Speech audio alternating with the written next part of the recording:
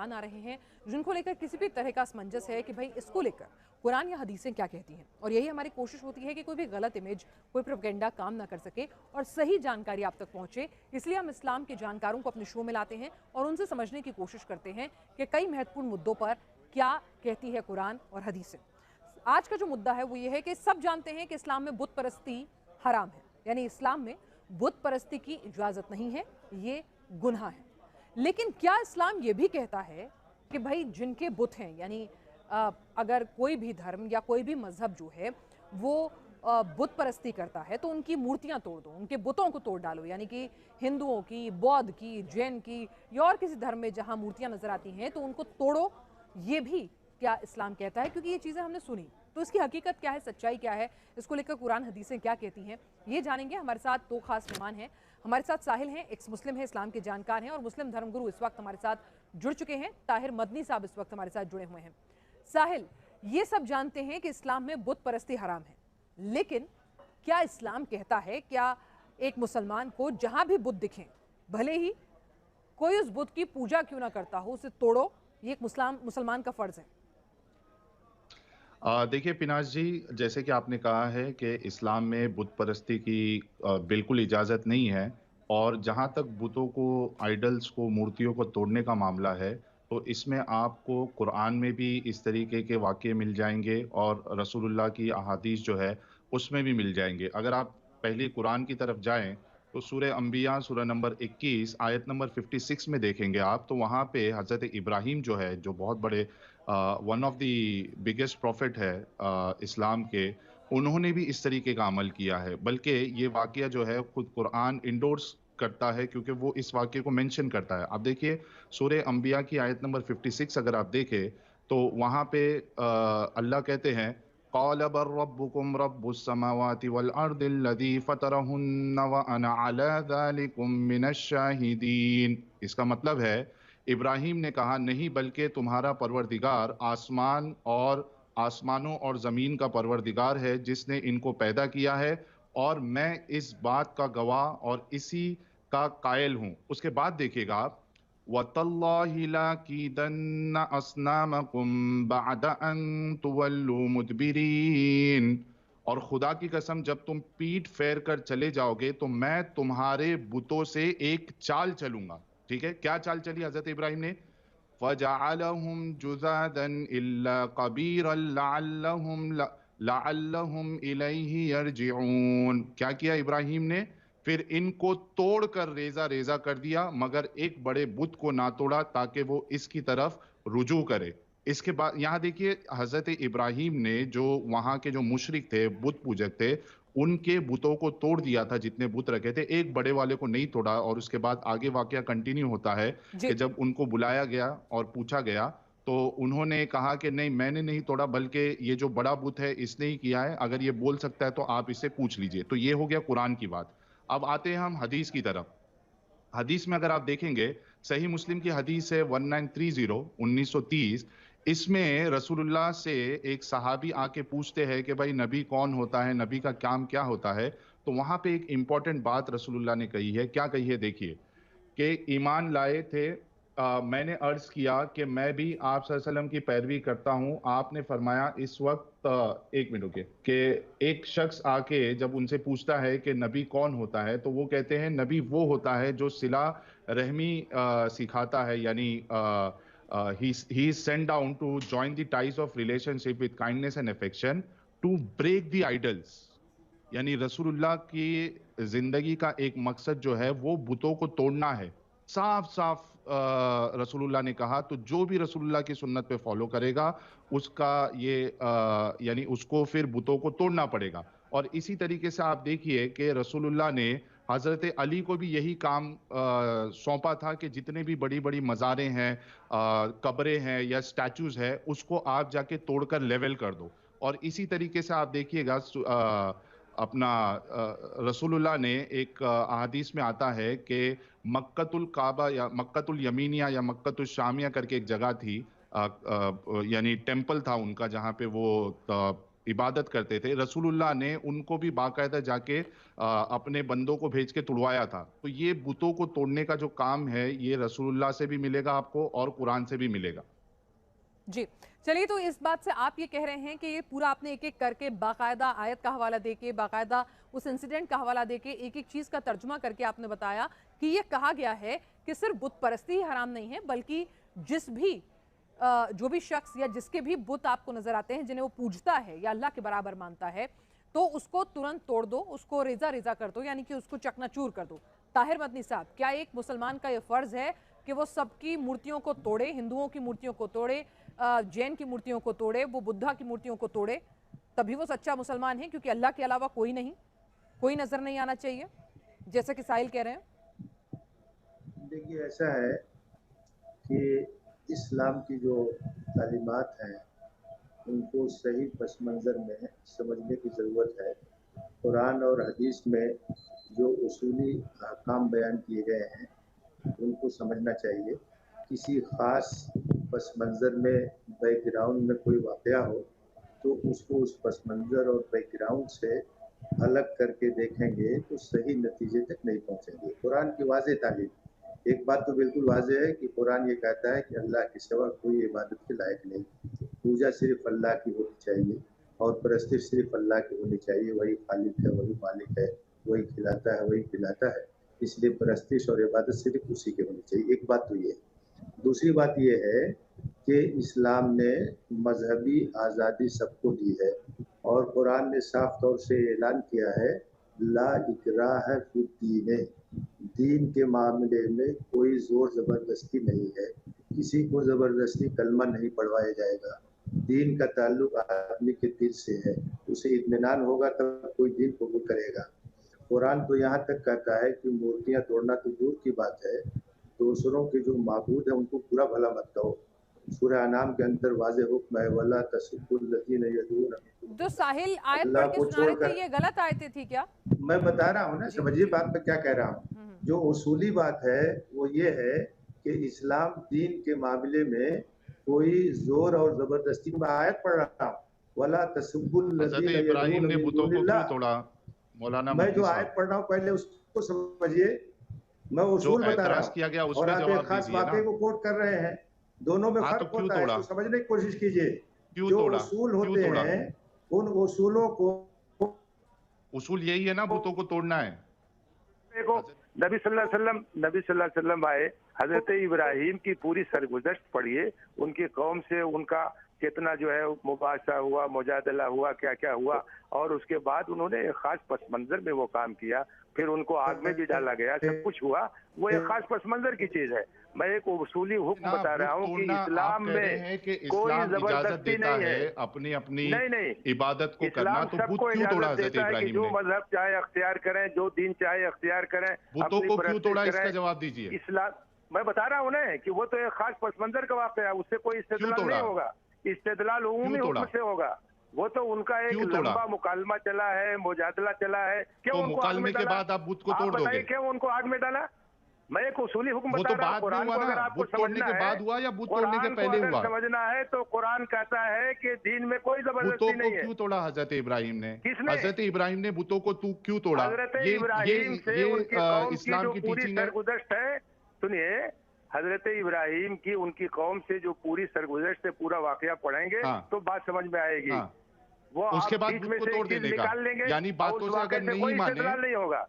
मैंने उसूली हुक्म बता मौलाना दिया। साहब, इस्लाम कहता है मौलाना ला साहब मेरी इकराह बात फी सुनिए। दीन, दीन के मामले में मौलाना कोई साहब जबरदस्ती मेरी नहीं, बात सुनिए। अकीदे के मामले में जबरदस्ती कोई नहीं है तो जबरदस्ती बुत नहीं। को क्यों तोड़ा?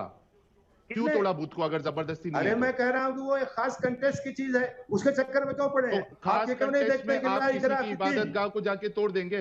अरे आप खास ये कंटेक्स्ट बताइए में कि आप ऐसा इबादतगाह को है तोड़ देंगे? कि मुसलमानों ने बरसों हुकूमत की बहुत सी जगहों पर, वहाँ मंदिर भी थे, वहाँ मठ भी थे, मुसलमान अच्छे होंगे, हजरत इब्राहिम ने क्यों तोड़ा, इसका जवाब दीजिए। तोड़ा। और रसूलुल्लाह ने क्यों कहा कि मेरी नबूवत का मकसद जो है वो बुतों को तोड़ना है, ये क्यों कहा, इसका जवाब दीजिए ना। हजरत इब्राहिम, अरे आप समझना चाहते हैं, बात समझना चाहते हैं या खाली अपनी बात हाँ, रखते रहेंगे? जवाब दीजिए। हजरत इब्राहिम की पूरी जवाब सरगुज़श्त नहीं दे पढ़िए, रहे ना। सिर्फ एक आयत है क्या?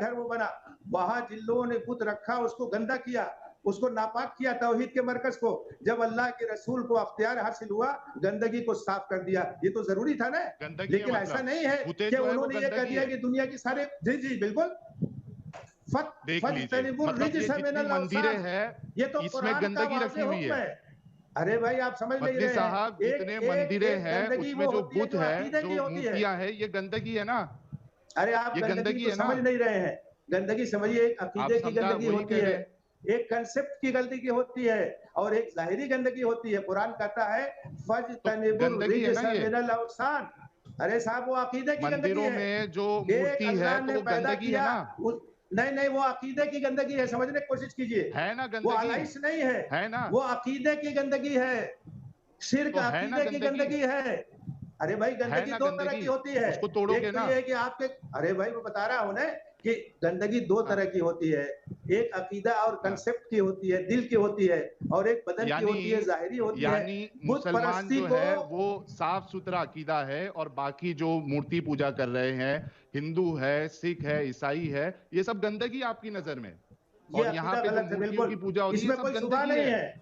अगर कोई मुसलमान ये नहीं समझता कि शिर्क गलत है, तो वो मुसलमान ही नहीं होगा। जो है ताकत में आ जाएंगे, तो आपने भी थोड़ी देर पहले कहा कि वहाँ और वो शिर्क को गलत समझता है। वो समझाएगा, बुझाएगा, जबरदस्ती नहीं करेगा। दीन के मामले में कोई जबरदस्ती नहीं है, लेकिन जो गलत है उसको गलत कहेंगे, जो गलत है उसको गलत कहेंगे, उसको सही नहीं कर सकते। कुरान ने साफ साफ ऐलान किया है कि शिर्क एक ऐसा गुनाह है जिसको अल्लाह माफ नहीं कर सकता है। तोड़ दोगे बुतों को। ला यगफिरु अन युश्रक बिही, तोड़ने की बात नहीं हो रही है, समझाने की बात हो रही है, अकीदे की सफाई की बात हो रही है, एक अल्लाह की इबादत की बात हो रही है। रसूलुल्लाह ने कब तोड़वाया? एक मिनट रुकिए, कब तोड़वाया? जब सब मुसलमान हो गए तो बुत क्या करेगा? सही, जब सब मुसलमान हो गए तो वहां बुत क्या करेगा, ये बताइए। एग्जैक्टली, जब पूरा जजीरा मुसलमान हो गया तो बुत क्या करेगा वहां? हाँ पीना जी, इनका ये कहना है कि हिंदुस्तान में अगर मुसलमान बढ़ जाते हैं, मुसलमान हो जाते हैं, तो इनके लॉजिक के हिसाब से और इस्लाम के हिसाब से जितनी मंदिरें हैं ये सबको तोड़ेंगे। क्योंकि वहां मेरी बात समझिए, मेरी बात समझने की कोशिश कीजिए। मैं कह रहा हूँ जहाँ 100% मुसलमान होंगे, जहाँ 100% मुसलमान होंगे, वहाँ बुत क्या करेगा? मंदिरों को तोड़ देंगे, तो मंदिरों को तोड़ देंगे। जहाँ 100% मुसलमान होंगे वहाँ मंदिर की पूजा कौन करेगा? अरे भाई, किसी का मंदिर है, किसी का पूजनीय है, किसी के लिए वो आस्था का केंद्र है, उसको तोड़ देंगे। अरे भाई, 100% जिस आबादी के लोग मुसलमान हो गए वहां कौन है जिसकी आस्था का केंद्र है? वो इतनी मोटी सी बात नहीं समझ में आ रही है। पूरी आबादी मुसलमान हो गई, 100% मुसलमान हो गए, तो सब बुतों को तोड़ दो। किसी की आस्था उससे जुड़ी हुई है उसको तोड़ दो। अगर एक मोहल्ले में, सुनिए एक मिनट मदनी साहब, सुनिए एक मिनट, अगर किसी इलाके में, कहाँ रहते हैं मदनी साहब आप? एक सेकंड मदनी साहब, कहाँ रहते हैं आप? एक सेकंड मदनी साहब, कहाँ रहते हैं आप? कौन सी जगह पे रहते हैं? देश के किस कोने में रहते हैं? मैं जो बात कर रहा हूँ, मैंने क्या पूछा? बहुत देर से मैं आपको सुन रही हूँ, बहुत तमीज से सुन रही हूँ। मैंने क्या पूछा? आप कहाँ रहते हैं? कहाँ रहते हैं आप? मैं 100% मैंने पूछा आप कहाँ रहते हैं? मैं कहीं भी रहता हूँ। चलिए, कहीं भी रहते हैं ना, जिस जगह आप रहता हूँ। हाँ, मैं बिलरियागंज में रहता हूँ। बिलरियागंज में रहते हैं ना, अगर बिलरियागंज में सारे मुसलमान हो जाएं और वहाँ पे कोई मंदिर है तो तोड़ देना उसे, मूर्ति उठा के फेंक दे उसे। मैं पूरी आबादी की बात कर रहा हूँ। अरे पूरी आबादी, बिलरियागंज की मैंने कहा ना, पूरी आबादी कर दे मुसलमान, उसके बाद तोड़ दे। हाँ तो टाउन से शुरू करते हैं ना, फिर देश तक आएंगे। यही मकसद है ना आपका? पहले टाउन से शुरू कीजिए, फिर देश के मंदिर तोड़ेंगे। किसी देश का नाम नहीं है। अरे भाई तो अरे देश, फिर तो आप कहेंगे। एक मिनट, तो वहाँ मंदिर में कौन जाएगा? अच्छा, तो पहले जहाँ मुस्लिम आबादी बढ़ती जाए वहाँ दूसरों के धार्मिक स्थलों का सफाया करते जाओ, यही कहता है इस्लाम। नहीं कर रहा हूँ, आप मेरी बात उलट रही है। मैं 100% की बात कर रहा हूँ। अरे हाँ, 100% मुसलमान रहेंगे। भाई मैं कह रही हूँ, दिल्ली में अगर 100% मुसलमान हो जाए तो दिल्ली के सारे मंदिर तोड़ देंगे आप। अच्छा, मुल्क के हिसाब से डिसाइड करेंगे कि रीजन की बात कर रहा हूँ भाई। इस्लाम के वक्त में तो सीमाएं अलग तरह से डिफाइन थी ना। बात कर रहे हैं, अच्छा, आप कस्बे की बात कर रहे हैं, आप गाँव की बात कर रही है, आप मोहल्ले की बात कर रही है। आप फर्क है दोनों में। मौलाना, जिस मुल्क में, अच्छा, जिस मुल्क में 100% मुसलमान होंगे वहाँ सारे मंदिर तोड़ देंगे। बुत खाने में कौन जाएगा? अच्छा, तोड़ देंगे आप सारे मंदिर। यानी जब जब जिस जगह पर भी, जिस एरिया पर भी इस्लाम ये कहता है कि जहां पर सारे मुसलमान हो जाएं जिस इलाके में, तो फिर भाई इस्लाम का, जब इस्लाम में कुरान हदीसें लिखी गई तब हिंदुस्तान, पाकिस्तान, अफगानिस्तान ऐसे मुल्कों के नाम तो थे नहीं। तो यानी कि इस्लाम ये शिक्षा देता है, मैं सही समझ रही हूँ, कि जब सारे मुसलमान हो जाएं किसी एरिया में तो वहां के सारे बुतों को तोड़ दो, सारे मंदिरों को तोड़ दो, या सारे दूसरे धर्मों के निशानों को मिटा दो। यही कहता है ना इस्लाम। अरे देश उस टाइम पे मैंने क्या कहा? सर मैं आपसे क्या पूछ रही हूँ? मैं देश की बात कर रहा हूँ, जिस देश की 100% मदनी साहब मैं कुरान और हदीस की बात कर रही हूँ। मदनी साहब मैं कुरान और हदीस की बात कर रही हूँ। एक सेकंड साहिल, जरा इनसे मैं निपट लूं जरा। साहिल, कुरान हदीस की बात नहीं कर रही, आप अरे मैं तो कुरान हदीस की बात कर रही हूँ। मैंने सीधे सीधे समझा दिया है कि इस्लाम कहता है कि बुत परस्ती गलत है। मैंने कहा, मैं तो शुरुआत में कहा कि बुत परस्ती गलत है इस्लाम के हिसाब से, और मैं उसकी इज्जत करती हूँ। सुनिए मदनी साहब, आपको शायद गलतफहमी है। मैंने कहा कि हाँ, बुत परस्ती इस्लाम के हिसाब से गलत है और हम उसकी इज्जत करते हैं। भाई ठीक है, जिसका जो मजहब है, जो उसकी प्रीचिंग है, उसकी इज्जत करनी चाहिए। मैंने आपसे दूसरा सवाल ये पूछा था कि भाई अगर किसी के बुत हैं, किसी के मंदिर हैं, तो कि इस्लाम ये कहता है उन बुतों को तोड़ दो। आप कह रहे हैं कि जब आबादी बढ़ जाए तो तोड़ दो।